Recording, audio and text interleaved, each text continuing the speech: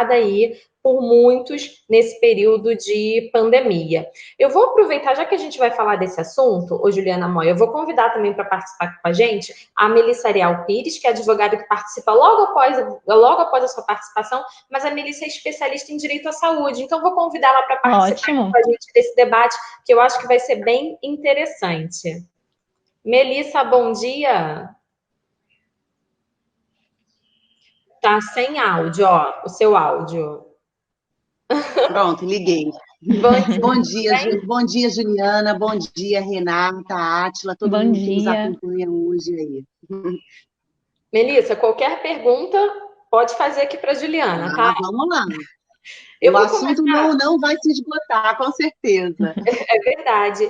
Ontem, inclusive, eu estava vendo uma matéria que foi exibida, foi no Jornal da Band, falando sobre o aumento do número de pessoas que estão utilizando a telemedicina. E realmente esse é um dos assuntos, né, Juliana e Melissa, que tem se destacado durante a pandemia, a telemedicina. Agora, uma pergunta que eu tenho me feito, e eu acho que muitas pessoas também têm se feito. Esse tipo de atendimento médico à distância, ele é uma novidade aqui no Brasil? Porque, assim, a gente ouviu falar muito de telemedicina nesse momento, mas ela já existia, ela já era autorizada? Renata, já existia, mas era como se não existisse, porque existia uma determinação do Conselho Federal de Medicina autorizando não, né? Regulamentando de alguma forma que essa prática seria possível, isso desde 2002. Mas depois não veio uma outra regulamentação para deixar determinado como seriam feitas essas consultas, quais eram os direitos dos pacientes, os pormenores que são necessários para esse tipo de procedimento, né? A gente está falando de consultas médicas, procedimentos que são muito sérios, né? Então, tudo tem que estar muito bem regulamentado, e isso não foi feito. Havia sempre uma grande discussão entre o Conselho Federal de Medicina e os conselhos regionais. Em 2019, chegou a ser publicada uma regulamentação para a telemedicina poder ser efetiva na prática, mas os conselhos regionais de medicina reclamaram muito que eles não tinham sido envolvidos no processo de decisão, e cerca de uma semana depois, ou algumas semanas depois, o Conselho Federal voltou atrás, né?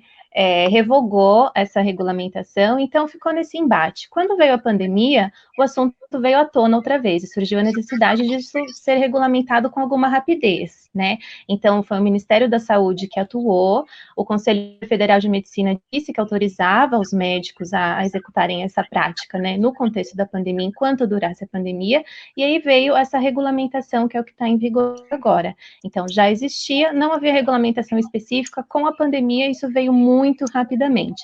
Isso é ótimo, mas houve uma necessidade de adaptação muito rápida, né? De repente, de um dia para o outro, os hospitais, tanto do SUS quanto do sistema privado, tiveram que se adaptar a essa demanda, né?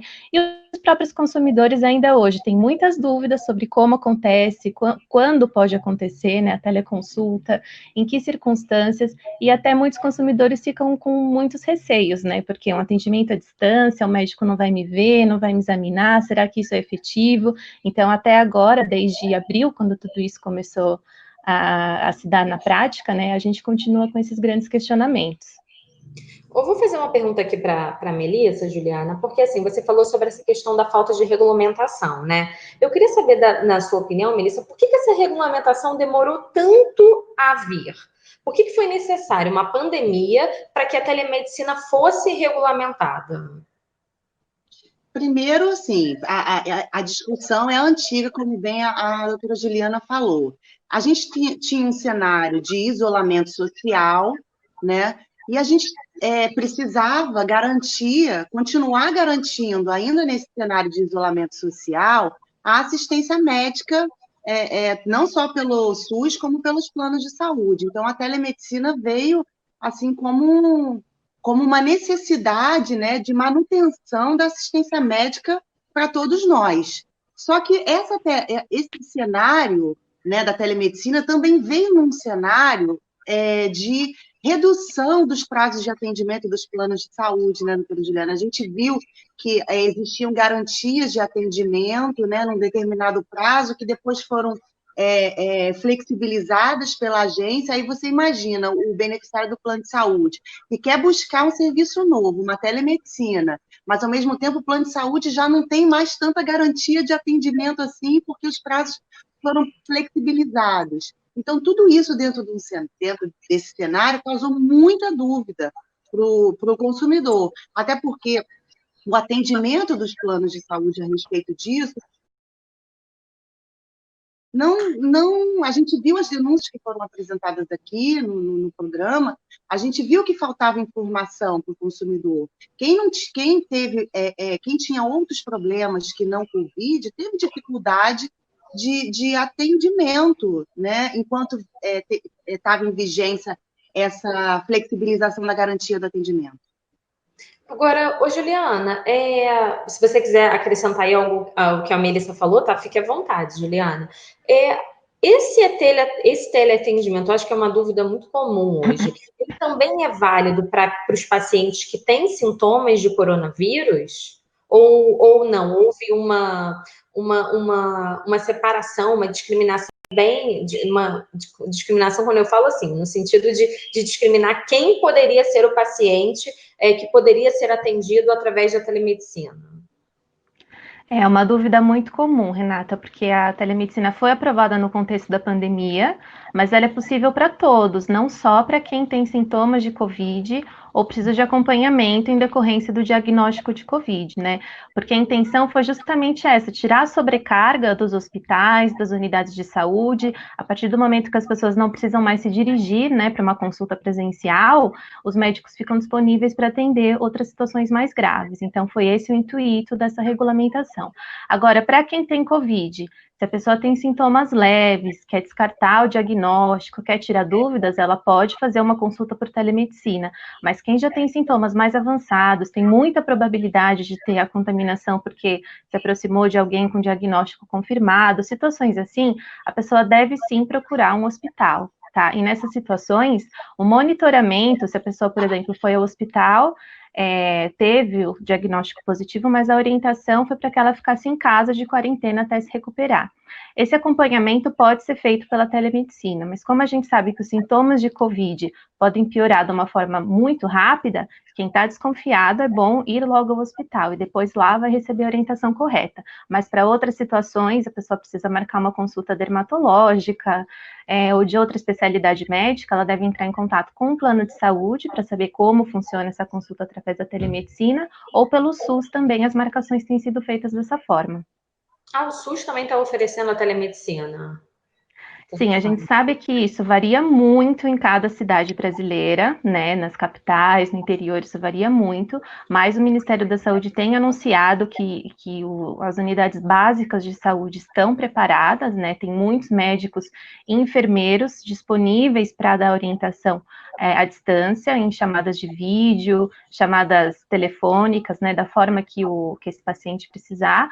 Não existe um número direto para a pessoa entrar em contato, né? Seria através da marcação mesmo. A pessoa que precisa marcar uma consulta, entra em contato para o telefone geral do SUS que é disponibilizado, ou para a sua unidade básica, né? Onde a pessoa vai regularmente, e aí ela pode fazer essa marcação. Eu queria a opinião de vocês duas agora, da Juliana e da Melissa. Ok, a telemedicina está regulamentada. Agora, quais são as especialidades que podem ser feitas, né? Que tipo de atendimento pode ser feito através da telemedicina? Por exemplo, todos os segmentos, todas as especialidades podem atender através da telemedicina? E, principalmente, se todos os planos de saúde estão obrigados a oferecer esse tipo de serviço. Eu queria a sua resposta, Juliana, e eu queria saber da Melissa como ela tem visto isso na prática. Juliana? Isso é muito importante. A ANS determinou, a Agência Nacional de Saúde, né, que regulamenta os planos de saúde aqui no Brasil, seu funcionamento e tudo, determinou que a telemedicina é de cobertura obrigatória pelos planos de saúde. Então, em teoria, todo mundo que tem um plano de saúde tem que ter acesso a essa modalidade de atendimento. Mas, na prática, isso não tem acontecido, existe uma dificuldade, tem havido muitas reclamações dos consumidores, né? E também quanto às modalidades de atendimento, não sendo situações de urgência, elas poderiam ser atendidas através da telemedicina. Então, tem havido aí uma grande adaptação, principalmente de certos ramos aí da medicina, para garantir esse tipo de atendimento. As notícias que a gente vê por aí, né, já falam do aumento em certas consultas, como consultas ginecológicas, que tem acontecido de uma forma bastante positiva, né, esse acompanhamento através da telemedicina. Então, não sendo uma situação de urgência, a pessoa pode fazer a marcação à distância. Agora, ô Melissa, quais são. O que você tem visto aí na prática? Qual tem sido o principal tipo de reclamação que você tem recebido nesse sentido? Os planos de saúde aí, eles estão realmente oferecendo essa questão da telemedicina aos seus segurados? Ou eu lembro que lá no início você falou que apenas uma seguradora estava oferecendo aí de forma ampla a telemedicina. Como que a gente tem esse cenário hoje? Renata, os planos de saúde, por lei, eles são obrigados a cobrir todas as especialidades, todas as doenças, né? Classificadas na Organização Mundial de Saúde. Então, isso significa que todas as especialidades médicas que têm doenças listadas na Classificação Internacional de Doenças, da OMS, têm que ser cobertas pelos planos de saúde. E os planos, eles são obrigados, no regime ambulatorial, por exemplo, na cobertura ambulatorial, a garantir consultas médicas. Só que a gente sabe que, na prática, né, como a Juliana falou, existem dificuldades, limitações para algumas especialidades médicas. Por exemplo, o oftalmologista. Como que ele vai fazer o exame? Né? Então, as especialidades, a própria ginecologista, que a Juliana falou aqui. Então, conforme a especialidade, a gente está, os planos de saúde estão driblando essas dificuldades para garantir o atendimento ao segurado, porque, na verdade, se há contratação do regime ambulatorial, as consultas médicas têm que ser disponibilizadas, e por telemedicina. Então, isso é um dever do plano de saúde, é uma obrigação do plano de saúde. A gente entende que isso possa haver dificuldades, tanto que a telemedicina está sendo discutida até hoje, não conseguiu chegar numa solução, mas é importante que o consumidor não fique sem a assistência médica necessitada. Perfeito. Agora, ô Juliana, uma dúvida também muito comum é quanto à questão das receitas, não é? Como é que fica? Como é que ficam as receitas quando o paciente é atendido através da telemedicina? As receitas também são eletrônicas, né, para facilitar. No início houve aí realmente uma grande confusão e muitas vezes os médicos enviavam através de correio ou serviços de entrega, né, a receita em papel para o paciente depois poder comprar o seu medicamento. Mas o governo lançou também um portal de autenticação das receitas médicas. Então, os médicos que façam a prescrição do medicamento dessa forma têm que ser cadastrados nesse sistema para ter a sua assinatura reconhecida e assim evitar fraudes, né? Como a gente sabe, é um grande problema aqui no Brasil a fraude de medicamentos, a revenda de medicamentos de tarja preta sem autorização. Então, para tentar coibir essas práticas, é autorizada a prescrição médica digital, desde que tenha assinatura digital do médico que fez a prescrição. E a maioria das farmácias também aceita, né? Existe uma comunicação depois para as farmácias receberem as receitas e enviarem o medicamento para a casa do consumidor. Então, idealmente, a gente tem esse sistema, né, que se estiver realmente funcionando na prática para todos os consumidores em todo o Brasil, é realmente bastante positivo.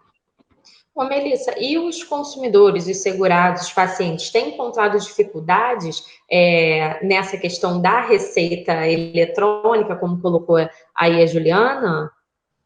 Eu acho que pode ter dificuldade. Eu mesma tive, pessoalmente, dificuldade na hora da aquisição de um medicamento, de um antibiótico para minha filha, porque eu acho que não existe uma preparação assim das farmácias, né? Especialmente farmácias pequenas, né? Que falta realmente uma informação e a conscientização a respeito da mudança dessas regras, né? Então, eu vejo que tem dificuldade, sim, na hora da venda do medicamento, sim, por causa dessas receitas. Agora, Juliana, é sempre bom a gente terminar aí com uma dica para os consumidores. Então, eu queria que você desse aí uma dica para os consumidores que vão fazer esse tipo de consulta através de telemedicina pela primeira vez. Qual é a dica? Dica bem prática, Renata, eu acho que seria bem importante, numa primeira consulta, a pessoa tentar fazer uma chamada por vídeo, né, em vez de ser apenas pelo telefone, porque aí ela pode realmente ver o médico, a médica que faz a consulta, a gente sabe que tem outra qualidade a consulta dessa forma, né, e também fazer uma pesquisa em nome do médico no Conselho Federal de Medicina, dá para saber se é um médico que realmente está com tudo ok, com a sua inscrição, se tem reclamações contra uma clínica específica que a pessoa vai fazer a consulta, ou contra um médico específico. É uma busca importante de se fazer tanto para uma consulta presencial, como para uma consulta à distância, mas para a distância isso se torna ainda mais relevante. Então, priorizar a consulta através de vídeo, fazer uma pesquisa de quem vai fazer o atendimento e confiar que esse sistema realmente é capaz de responder às necessidades do paciente, né? Mas vale a pessoa fazer uma consulta por telemedicina quando tem algum sintoma, quando precisa do acompanhamento de alguma doença crônica, do que não procurar atendimento com medo de ir a um hospital e ficar contaminado pelo coronavírus ou qualquer outro tipo de situação. E você tem alguma dica, Melissa, para quem vai fazer aí a telemedicina, quem vai utilizar esse recurso pela primeira vez? A dica é sempre procurar um profissional. Eu acho que a dica é sempre procurar um profissional que a pessoa já conheça, indicado, porque eu acho que o bom profissional, né, ele vai praticar a telemedicina com respeito ao paciente, da mesma forma que na consulta presencial. Então, eu acho que a reputação do médico, como a Juliana falou, é muito importante, né, porque aí a gente garante, né, uma qualidade na prestação de serviço. Vocês utilizaram telemedicina já? Vocês já fizeram alguma consulta Ainda através não. de telemedicina? Eu também não. Você fez, Eu já Melissa? fiz. E Eu como já foi? fiz com o doutor Murilo. Ah, com Com o o doutor Murilo. O doutor Murilo é Sim, dermatologista, fiz. Juliana. Isso, fiz porque minha filha estava com um probleminha aqui na pele, aí mostrei, deu tudo certo. Ele passou o medicamento, deu tudo certo. Lembrando, eu também fiz uma consulta com o doutor Murilo, mas foi pelo WhatsApp. Eu mandei, meu sobrinho estava com umas bolinhas no pescoço, eu tirei a foto, mandei para o doutor Murilo, ele, né, batata. Na hora viu, já disse, já deu o diagnóstico, já indicou o medicamento. Então, assim, realmente tem algumas modalidades, né, Juliana e Melissa, que a gente percebe que são mais fáceis para que esse atendimento através de vídeo seja. Eu acho que tem que ser de vídeo. Eu acho que só por telefone, numa conversa, não acho legal, porque o vídeo ele aproxima. Então é como se a gente estivesse no consultório do médico. Né? A única coisa que não vai acontecer é o médico tocando você, examinando você de forma presencial, mas você pode relatar os sintomas que você tem para ele, ou mostrar, por exemplo, numa consulta com um dermatologista. Agora, realmente, como a Melissa pontuou aí, eu imagino uma consulta com um oftalmologista que precisa pegar aquele aparato todo e fazer um exame nos nossos olhos. E aí, como que vai ser isso? Então, também é um desafio, acredito eu, para os profissionais da saúde nesse momento, né? Tem algumas consultas que realmente não são possíveis, mas outras a gente tem que confiar que aquele profissional vai recomendar o atendimento presencial se for preciso, né? Melissa, queria falar alguma coisa? Antes da gente encerrar. Não, era concordar mesmo com você, tá tudo certo. Juliana, muito obrigada pela sua participação aqui com a gente hoje no nosso quadro Por Dentro das Leis. A gente conversou com a Juliana Moia, que é especialista especialista em relações institucionais da Proteste. Juliana, mais uma vez, muito obrigada. Quer deixar aí o site da Proteste? Claro, Renata, é o www.proteste.org.br. Lá o consumidor encontra informação sobre o nosso trabalho e um especial sobre o coronavírus com bastante informação. Isso é importantíssimo, né? Porque as dúvidas não param de surgir. Mais uma vez, Juliana, só te agradeço pela sua presença aqui com a gente, sempre às quartas-feiras no Reclamar Adianta, e a gente se encontra na próxima semana. Eu que agradeço, Renata, Melissa e todos os ouvintes que estiveram conosco. Obrigada. Muito obrigada, Juliana. Bom, a gente vai seguir aqui o programa Reclamar Adianta de hoje com a nossa advogada das quartas-feiras, especialista em direito à saúde, Melissa Areal Pires. Melissa, a gente separou alguns assuntos para conversar hoje aqui no programa Reclamar Adianta. Eu queria começar pelo primeiro deles, que é a questão de que os planos de saúde perderam mais de 280 mil usuários durante a pandemia. A maior queda foi registrada nos planos empresariais, então a gente tem isso, né, diretamente o reflexo daquela pessoa que foi demitida. Foram 232 mil contratos entre março e maio, um número bem grande. E aí, eu acho que isso também dá ensejo para a gente falar sobre os direitos daquele funcionário que foi demitido, se ele pode ou não continuar com o plano de saúde. Vamos conversar sobre isso, Melissa? Vamos sim, vamos sim. Então, Renata, eu vejo o seguinte, os planos de saúde, desde muito tempo, que eles estão intimamente ligados com o nosso mercado de trabalho, né? Porque houve um aumento muito grande do número de planos coletivos, né? Então, essa queda do número de beneficiários dos planos de saúde, que a gente já vem observando há muito tempo, né? A agência já está monitorando isso, as entidades também já estão monitorando essa queda. Segundo as pesquisas, só foi no ano de 2018 que houve uma estabilização, né? Mas essa queda ela é vertiginosa justamente porque a gente vem vindo numa crise há muitos anos, que foi agravada nesse momento pela pandemia, né? Que gerou suspensão de contratos de trabalho, né? Demissões em massa, como a gente já viu no último levantamento feito pelo IBGE, que a gente constatou um número enorme um aumento enorme na demissão, né, de demissões sem justa causa aqui no país. E a gente tem um cenário de inadimplência, que cancela os planos de saúde, a gente tem um cenário de reajustes abusivos, né, Renata, que também fazem com que as pessoas não consigam suportar mais ter um plano de saúde. E a gente sabe que, apesar de haver uma queda que antes era nos planos, observada muito nos planos individuais, né? Porque os planos individuais são mais caros, muito mais caros, né? O que dificulta a manutenção do serviço. Mas hoje a gente vê que realmente houve uma queda nos planos coletivos, justamente por causa da demissão, né?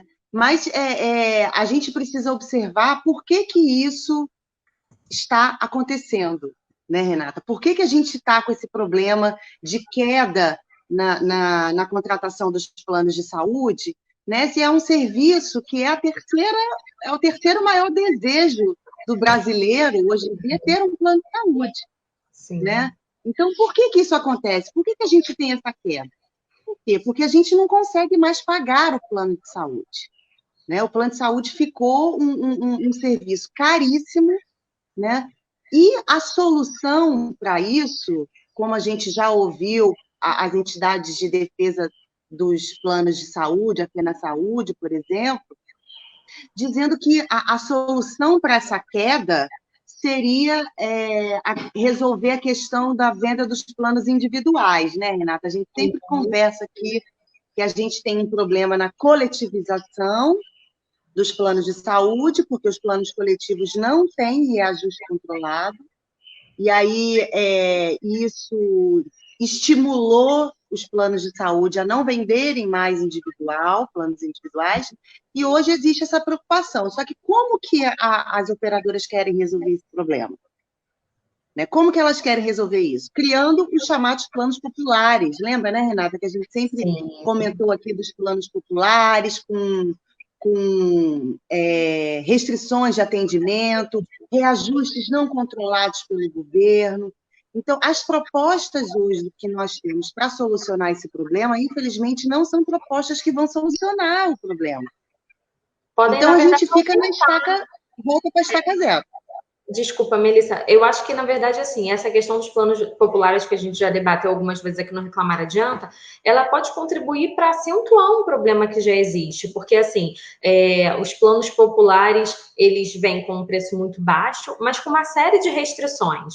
E aí eu fico pensando o seguinte, na hora que o consumidor for contratar esse plano, ele vai pensar, porque a tendência que nós temos é essa, que nós teremos os mesmos direitos de quem tem um plano de saúde. Então, eu vou ter direito a fazer aqueles exames que estão previstos no rol, eu vou ter direito a me consultar com qualquer tipo de especialista, eu vou ter direito a ir para um hospital se eu ficar doente e precisar de internação. A falta de informação também, a gente percebe que é um grande entrave nessa questão dos planos de saúde. Porque muitas pessoas acabam comprando ali gato por lebre. Um exemplo disso é o clube de benefícios, por exemplo, que a gente vira e mexe, recebe reclamações aqui no programa Reclamar Adianta, que eu acho que é o que mais se aproxima dessa questão dos planos populares. Pois é, Renata, isso é um problema. Eu tinha até separado para falar, ainda bem que você tocou nesse assunto, porque esse cenário ele vai fazer certamente explodir o número de empresas e usuários que buscam esse serviço, que é um serviço de desconto, né, em consultas e exames, e isso é muito perigoso. É muito perigoso, porque o usuário ele não vai ter direito a... Não é um plano de saúde. É muito importante a gente esclarecer que não é um plano de saúde, é um serviço de desconto, né? Ele pode dar... O grande problema é a internação, que a consulta e o exame, né? Você faz uma conta ali, eu me consulto quantas vezes por ano? Eu faço exame quantas vezes por ano? Porque o consumidor, para contratar um serviço desse e cancelar o seu plano de saúde, para contratar um serviço desse, vai ter que fazer um esforço de fazer uma conta, porque senão depois, no final das contas, vai ter que pagar as internações, que são altíssimas, uma diária de UTI, né? Então tem que fazer um esforço de fazer uma conta para saber se no final do ano, quanto que pagou para esse serviço e quanto que pagaria se tivesse um plano de saúde, que hoje, os planos de saúde populares, nós temos problemas com esses planos populares hoje, né? Os planos populares que a gente tem hoje são planos que a gente chama com cobertura reduzida.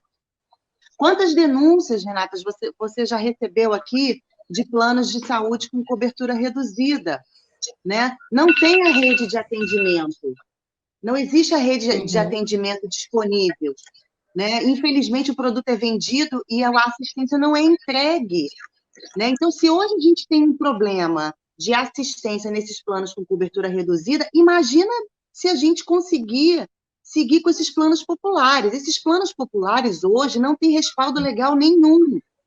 Vai ter que fazer uma alteração na Lei 9656 para poder legitimar a venda desses produtos. Como a gente estava falando agora há pouco com a Juliana Moia, os planos hoje são obrigados a cobrir todas as doenças, né? Nesses planos populares, a gente pode não ter isso, se a legislação for alterada.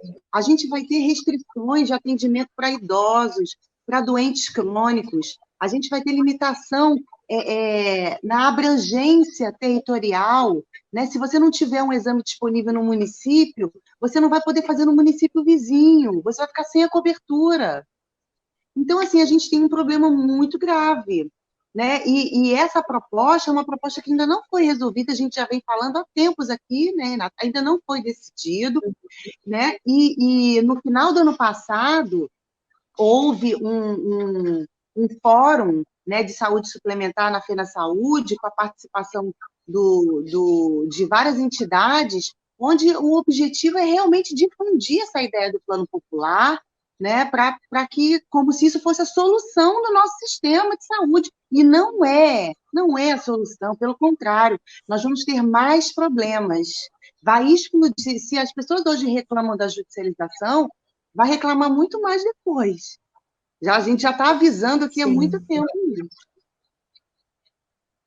Ô, Melissa, só quero voltar lá na questão da telemedicina, que tem duas perguntas aqui que eu acabei não vendo antes, uma do Fred e a outra do Gerson.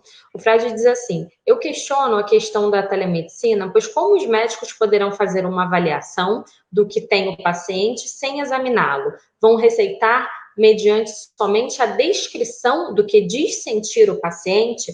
Eu também, assim, eu acho que muitas pessoas têm receio de se consultar através da telemedicina por essa questão que o Fred está colocando aqui. Ah, mas o médico não vai estar me examinando de forma presencial, como que ele vai poder ter um diagnóstico? E aí é aquele assunto que a gente estava falando com a Juliana, Melissa, que tem especialidades onde essa barreira, né, do não presencial, ela é suprida com a questão do vídeo ou de uma foto, por exemplo. Olha só, gente, os serviços que são prestados pelos médicos, existe o Código de Ética Médica, né? E existe a literatura médica que ensina aos profissionais como se fazer um diagnóstico, né? A telemedicina, ela foi aprovada, ela foi regulamentada pelo Ministério da Saúde, com a participação do Conselho Federal de Medicina, e a forma do diagnóstico é regulamentada pelo Conselho Federal de Medicina. Então, o profissional médico, ele deve obedecer às regras do Código de Ética Médica, né, que preceituam várias questões a respeito do diagnóstico, né? Existem doenças que o diagnóstico é clínico, existem outras doenças em que o exame é importante. Isso a gente está entrando na esfera da atuação do profissional, que, em tese, a gente tem que entender que é correta, que ele está fazendo um trabalho que respeita os limites da atuação do médico, né, no que tange ao Código de Ética Médica. E aí nós falamos, né, com a Juliana, que hoje, né, existe até uma queda na venda de produtos de planos de saúde com relação à consulta, porque as pessoas não querem mais procurar um médico no guia médico.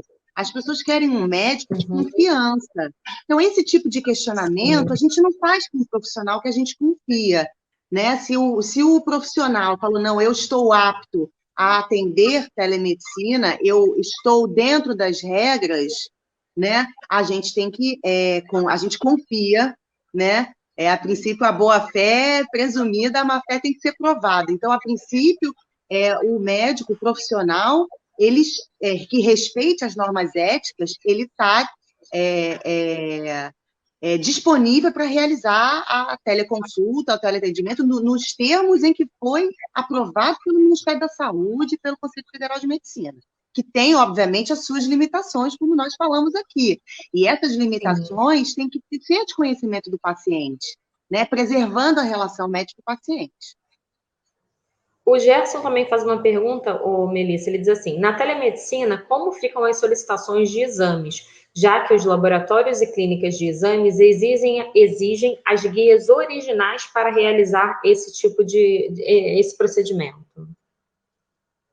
As guias originais, isso não vai ser, se você não se consultou e não tem a guia original, o plano de saúde não pode limitar, eu entendo, né, que o plano de saúde não pode limitar o atendimento, afinal de contas, a telemedicina foi aprovada, e a telemedicina é a consulta não presencial. Então, há que se ter uma forma do plano de saúde, dentro da sua prestação de serviço, regulamentar e disponibilizar assistência, mesmo sem a guia original. Se isso não for feito, isso constitui uma restrição do atendimento, aí tem que ser denunciado. O Gerson coloca uma outra questão aqui, Melissa, que a gente já falou também algumas vezes no programa, que é a questão dos planos dentários. Aí ele diz assim, a mesma coisa acontece com os planos dentários, que prometem atendimento completo, com raras exceções, mas os dentistas, mas os planos dentais não cobrem muitos dos procedimentos, tornando-se um produto que engana o consumidor. Acho que o Gerson fez a comparação aqui do plano dental com essa questão do plano da carteirinha de benefícios e também dos planos populares que você estava falando.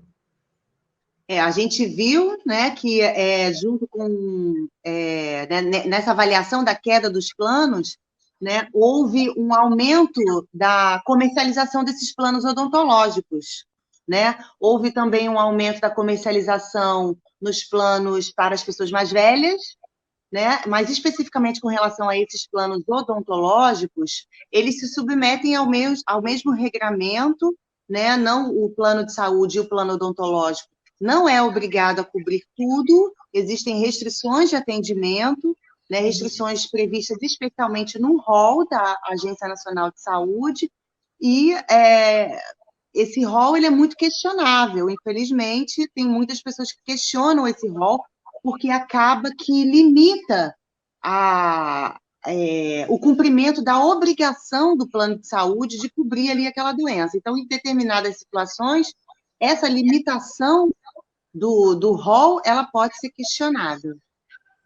Agora, Melissa, voltando, vou toda hora voltar nos assuntos anteriores. A gente estava falando sobre a questão dos planos de saúde que perderam aí segurados nesses meses de pandemia, né? Especialmente nos últimos 3 meses. Como eu citei aqui, foram mais de 283 mil usuários que os planos perderam durante a pandemia, em especial contratos de planos de saúde coletivos e empresariais. Agora, eu queria falar um pouquinho sobre os direitos, Melissa, de quem nesse momento foi demitido e tinha plano de saúde, como fica a situação? A gente também tem muitos aposentados que nesse momento foram dispensados das empresas ou optaram por sair em razão de todo esse momento que a gente vive. É possível manter o contrato anterior com esse contrato empresarial? Se for possível, como que o segurado faz isso? E também queria que você desse dicas aí para os nossos ouvintes que não têm possibilidade ou não podem, por algum motivo, manter os seus contratos empresariais e vão precisar ou vão fazer a opção de fechar novos contratos de plano de saúde. A situação ela é regulada pela Lei 9656, né, que é a Lei dos Planos de Saúde, no artigo 30. O artigo 30 ele garante ao funcionário que foi demitido sem justa causa, né, o direito de permanecer como beneficiário do plano de saúde da empresa, né, nas mesmas condições que ele tinha antes, né, durante um período, não é para sempre. Esse período é de 1/3 do tempo de contribuição para o plano de saúde, com no mínimo 6 meses e no máximo 2 anos.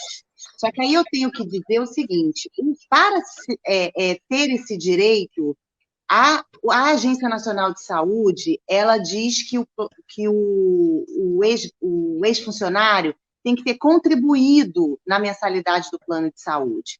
Contribuir na mensalidade do plano de saúde gera muita dúvida, que a coparticipação serve como contribuição para fins do usuário poder ficar? Não, não serve.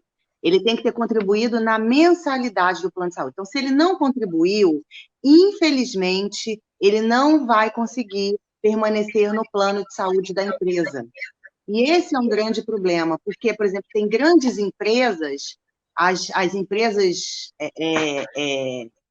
que têm muitas vidas, né? São empresas que subsidiam a mensalidade do plano de saúde de forma integral, né? Então, esse usuário, esse beneficiário que perdeu o emprego, né, e não contribuiu, infelizmente, ele vai ter que ir ao mercado, né, se ele quiser manter o plano, ele vai ter que ir ao mercado, infelizmente, se submeter a novos prazos de carência e cobertura parcial temporária. Tá? Se ele buscar na mesma operadora, pode ser que ele não tenha problemas. Eu já vi problemas nisso, tá? Mesmo dentro da mesma operadora. Mas se for para outra operadora, certamente essa outra operadora vai exigir dessa pessoa novamente os prazos de carência. Porque só aquele demitido sem justa causa que usufrui do direito do artigo 30, ou seja, aquele que contribuiu, é que tem direito às regras da portabilidade nos termos em que a ANS definiu, entendeu, Renata? Então, quem não contribuiu está realmente muito desprotegido, né? Então, quem está fazendo um tratamento médico, por exemplo, tem uma dificuldade, porque como é que vai estar fazendo tratamento médico e perder o emprego? Agora, como é que vai fazer para contratar um outro plano? Uma pergunta, Melissa. Qual é a operadora? Qual é a operadora que vai eximir esse demitido sem justa causa, que está no meio de um tratamento médico, de cumprir outros prazos de carência? Não vai. Não tem. Então, é muito difícil, muito difícil. Então, eu digo para essa pessoa né, de repente procurar na própria operadora. Por exemplo, era um plano da Bradesco, quando era demitido, ver um novo plano dentro da Bradesco. Uhum. E ver se a Bradesco vai exigir de novo as carências, né, a cobertura parcial temporária, porque a pessoa não vai poder mais ficar, Renata, e quem nos acompanha, dentro do plano da empresa. Não pode. Se a pessoa foi demitida, ela vai ter que sair desse plano, ela vai ter que sair da carteira da empresa. E para isso, ela vai ter que entrar em outra carteira. Uhum. Aí, Exatamente. qual é a carteira que ela vai entrar? É o de um coletivo por adesão? Ou ela vai contratar um plano individual? Qual o plano individual que ela vai achar no mercado? Uhum. Então, a pessoa tem muita dificuldade. Embora a Agência Nacional de Saúde tenha fixado as regras da portabilidade, né, por meio de resolução normativa, infelizmente, ainda é um cenário que a gente vê muito, que é a dificuldade do consumidor em exercer o direito à portabilidade na hora de contratação de um plano de saúde. Agora, deixa eu te fazer uma pergunta, Melissa. Essa contribuição que você fala que é obrigatória para que o segurado possa ter direito a continuar com um plano de saúde empresarial, essa contribuição pode ser em qualquer valor ou tem um valor mínimo? Qualquer valor, ele tem que ter contribuído. Ah, tá. Então, isso é Né? muito Através de desconto lá no contra-cheque, né? Tem que estar lá descontado no importante. contra-cheque, assistência médica, né? Porque é a forma como ele vai comprovar, né, que contribuiu e que, por causa disso, ele cumpre o requisito da Agência Nacional de Saúde para fazer o uso dos direitos do artigo 30 da Lei 9.656. Essa mesma regra também vale para os aposentados ou não? É uma regra diferente? Então, a lei, ela trata os aposentados em outro artigo, né, que é o artigo 31, é o artigo em seguida da lei, diz que o aposentado que contribuiu por mais de 10 anos na mensalidade tem direito a ficar com o plano de saúde nas mesmas condições, né, assumindo o pagamento integral. Ah, e relembrando, né, Renata, que o demitido também, se ele tiver direito a esse, no mínimo 6 meses e no máximo 2 anos, né, a um terço do tempo, ele também vai assumir o pagamento da mensalidade. Tá? A gente não pode mais admitir que a empresa, o empregador que o demitiu, continue assumindo, né, o pagamento dessa mensalidade. Então, ele foi demitido, continua no plano da empresa, o aposentado também, né? Só que o aposentado fica de forma vitalícia e o demitido ele tem um limite, Uhum. né? Assumindo integralmente o pagamento da mensalidade do plano de saúde. E aí, durante esse período em que ele está usufruindo dos direitos do artigo 30 e do artigo 31, ele pode fazer a portabilidade, né? Sair do plano coletivo, eu não quero mais ficar nesse plano dessa empresa, eu quero ir para um plano individual, por exemplo, que tem mais cobertura por parte da Agência Nacional de Saúde, aí ele pode fazer a portabilidade. Então, é durante esse período que ele está usufruindo desse direito que ele faz o pedido da portabilidade. Perfeito. Agora, você acha. Eu queria a tua orientação para tantos ouvintes que nos acompanham nesse momento, tanto pela Rádio Bandeirantes, como pelo nosso Facebook, pelo YouTube. Melissa, como que a gente faz uma renegociação de contratos nesse momento? É possível isso? É possível, Renata, mas tenho visto dificuldade. Né? A gente sabe que a Agência Nacional de Saúde tentou uma medida lá atrás, né, para que os planos pudessem atender essas pessoas que ficaram inadimplentes, né, que tiveram dificuldades em continuar mantendo o serviço, mas isso não deu certo, né? Os planos de saúde não concordaram com isso.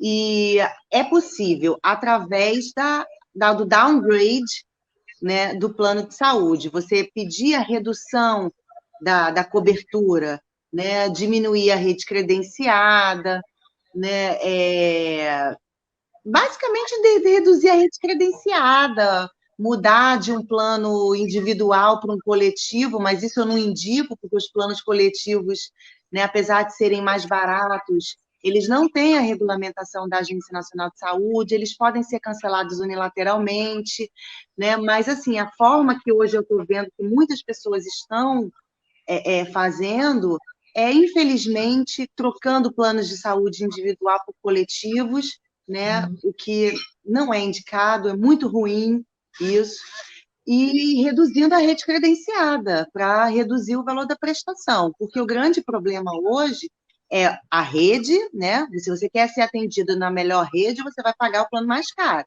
Uhum. E se você quiser ter um plano individual, você vai pagar mais caro também, porque o plano Exato. individual é mais caro. Então, a dica para quem quer, né, reduzir a mensalidade do plano de saúde diante do que a gente tem hoje é fazer o downgrade. Né? Agora, eu não indico mudar de individual para coletivo, porque o cenário do plano coletivo é um cenário imprevisível. Né? Porque o reajuste é conforme a variação dos custos. Se você está numa carteira com muitos custos, você vai ter sempre reajustes muito altos. Então, acaba que você vai trocar uma coisa certa por duvidosa. Na verdade, assim, eu vejo que muitas pessoas acabam se enganando com essa questão aí dos planos coletivos, né? Porque na hora que você contrata a mensalidade é muito atraente, é muito barata, e aí, ao longo do tempo, aquela mensalidade vai aumentando, você não consegue explicação o porquê disso acontece. Um dos principais questionamentos que a gente vê são as pessoas reclamando dos aumentos que elas consideram abusivos, mas aumentos esses que basicamente ficam dentro da média histórica de reajuste dos planos de saúde coletivos, que varia ali de 20%, 30%. Então, assim, eu acho que a falta de informação também, Melissa, no momento da contratação, e quantas vezes a gente já falou isso aqui no programa, assim, nós, como consumidores, a gente tem que tirar todas as nossas dúvidas, é claro, mas o corretor também tem que deixar muito claro o tipo de contrato que o consumidor está assinando. E a gente percebe que muitas vezes isso não é feito. Então, o consumidor acaba achando, o segurado acaba achando que está comprando e que está adquirindo um plano de saúde que ele vai conseguir manter por muito tempo, mas ele não vai conseguir manter porque os próximos reajustes vão tornar esse pagamento inviável. Sim, essa questão do reajuste é muito importante. Ela não é informada no momento da venda, infelizmente. A gente percebe uma falta de orientação por parte das administradoras de benefício e por parte dos planos de saúde a esses corretores. Né? Eu sinto que eles eles desconhecem o regramento da Agência Nacional de Saúde. E isso é um problema muito grande, né? Porque depois de um ano é que a pessoa vai ver, na hora de receber o reajuste que a pessoa vai ver. E um outro problema na hora da venda também, Renata, que eu não posso deixar de falar aqui, vou falar novamente, é a questão da portabilidade.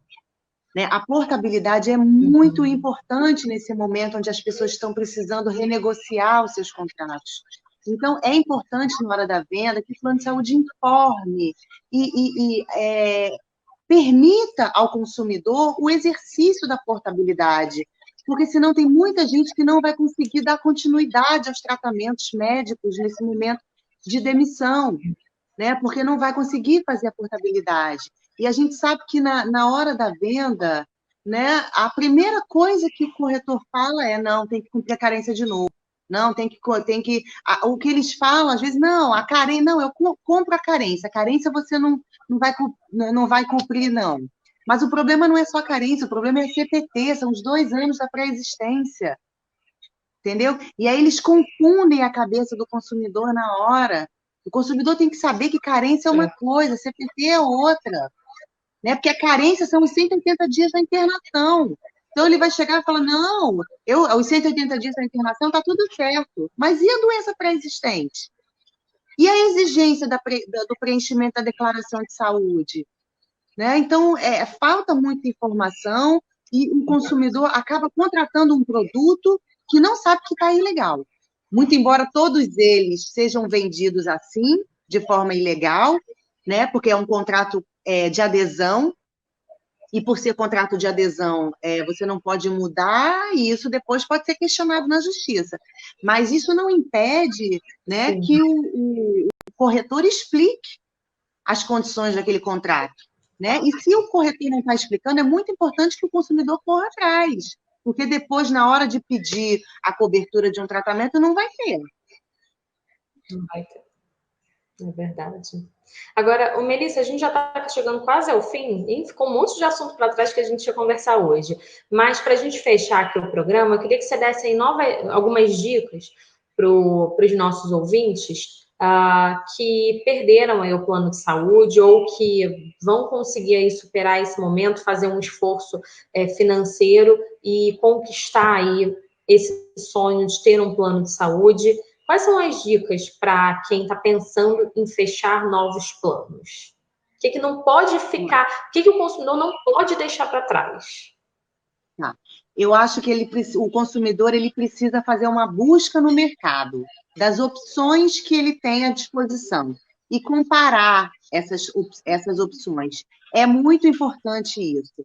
E não só de planos coletivos, tem que também pegar propostas de plano individual e entender a diferença disso. Quem contrata um plano de saúde, não contrata um plano para cancelar daqui a um ano, né? A gente tem planos hoje que tem mais de 30 anos, aí antes da lei, né? Que tem planos hoje no mercado, ativos ainda, que eu acho que foram celebrados antes da lei. Porque esse plano de saúde você não contrata para encerrar no ano seguinte, então você tem que saber aquilo que você está contratando, né? Então, para saber, você tem que comparar e ver as opções que tem no mercado, não só de plano coletivo, né? Mas também de plano individual. E comparar, olha, eu quero ser atendido na clínica XYZ, tá? Essa clínica XYZ, ela garante atendimento no plano coletivo da Bradesco, no plano individual da Unimed, quanto que custa essa clínica no coletivo da Bradesco, quanto custa essa clínica no individual da Unimed. Fazer uma pesquisa de reajuste desses contratos dos últimos anos, para poder ter uma ideia de quanto que ele vai ter que pagar daqui a algum tempo de reajuste, né? É muito importante saber isso. E outra coisa, saber quais são as restrições de cobertura, né? Para depois não se enganar, falar, olha, eu não tenho direito a isso, ou eu tenho direito a isso, saber exatamente aquilo que está contratando, né? Só a cobertura ambulatorial, ou então, eu vou contratar só a cobertura hospitalar, ou então, eu não preciso da cobertura obstetrícia, eu não quero, ou então eu quero o plano referência, que tem todas as coberturas. Então, é muita informação, por isso é que é importante que o consumidor busque essas informações, porque depois vai precisar reclamar, né? E aí depois vai ligar que por reclamar adianta para reclamar. Então, a gente tem que se informar antes a respeito de que produto é esse que ele está contratando. Quais são as condições desvantajosas desse contrato? Ele tem que ter ciência disso. Com certeza. Então, ficam aí todas as dicas da advogada Melissa Ariel Pires, especialista em direito à saúde. Alguns assuntos a gente não conseguiu nem falar, Melissa, porque a hora passou tão rápido e a gente deixa, então, para a semana que vem. Combinado? Sim, certamente. Vamos falar Melissa, um pouquinho da lei 9.656. Pode falar, desculpa. Pode falar. Não, podemos falar Não, eu é que te cortei, porque eu acho que está complicado. A gente pode falar da Lei 9.656, Renata, que completou 22 anos, né, no mês passado. Eu acho importante a gente fazer, nesse momento, uma avaliação, já que a gente, como a gente falou hoje, a gente tem um cenário de proposta de alteração da Lei 9.656 e a gente tem que manter esse debate, porque a possibilidade que a gente tem de um retrocesso é muito grande com a alteração da 9.656. Então, eu agradeço a oportunidade que a gente tem aqui no Reclamar Adiante de debater, né, especialmente essas alterações legislativas da 9.656, e a gente vai fazendo isso conforme as quartas-feiras vão passando. Obrigada mais uma vez pela oportunidade de falar aqui com vocês sobre saúde. Eu que agradeço. Eu que agradeço a você por sempre compartilhar aí o seu conhecimento com a gente às quartas-feiras aqui no Reclamar Adianta. Muito obrigada pela sua companhia nessa manhã, muito obrigada pela sua participação. E deixa aí os seus contatos, redes sociais, quem quiser conhecer mais do teu trabalho, tiver dúvidas na área de planos de saúde. As minhas redes sociais estão disponíveis, né? Areal Pires, _ Direito à Saúde, está escrito aí. Ali tem muita informação, lá tem muita informação sobre direito à saúde, os debates que a gente faz, que são super importantes nessa esfera. É só seguir a gente lá nas redes sociais. Melissa, mais uma vez, muito obrigada e a gente se encontra na próxima quarta aqui no Reclamar Adianta. Eu agradeço, Renata. Um abraço para você e para todos os ouvintes. Obrigada, Melissa. Tchau, tchau. Até a próxima quarta-feira. Tchau. Bom, e a gente vai seguindo o